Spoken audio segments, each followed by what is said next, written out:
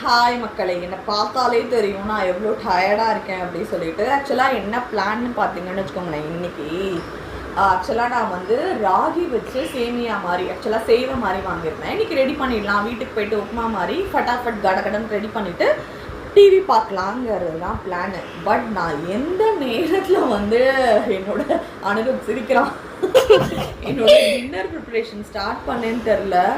செம்ம அடிவானேன்.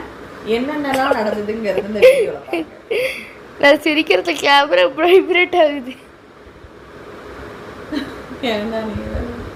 திடீர்னு ஒரு ஞானோதயம், சரி ஓகே நல்ல ஹெல்த்தியாக பண்ணி நம்ம சாப்பிட்ணும் அப்படின்னு சொல்லிட்டு பார்த்தீங்கன்னா ராகியில் வந்து சேவை ஆர்டர் பண்ணியிருந்தேன். இது சேவையா இல்லை உப்மாக்கா எப்படி சொல்கிறதுன்னு தெரியல. இந்த கான்கர்ட் சேவையெல்லாம் இருக்கும்ல அந்த மாதிரி. பட் பாருங்கள் எந்த அளவுக்கு இது வந்து டிசாஸ்டர் ஆகிடுச்சுன்னு சொல்லிட்டு நானும் கரெக்டாக அந்த பேக்கெட்டில் போட்டிருக்கிற ப்ரொசீஜர் தான் ஃபாலோ பண்ணேன். நல்லா குழஞ்செடுத்து சரி ஓகே உப்புமா மாதிரி பண்ணிடலான்னு சொல்லிட்டு உப்புமா பண்ணால் ஒரு மாதிரி களி மாதிரி கோந்து மாதிரி ஆயிடுச்சு, கம் மாதிரி. என்னடா பண்ணுறதுன்னு யோசித்தேன்.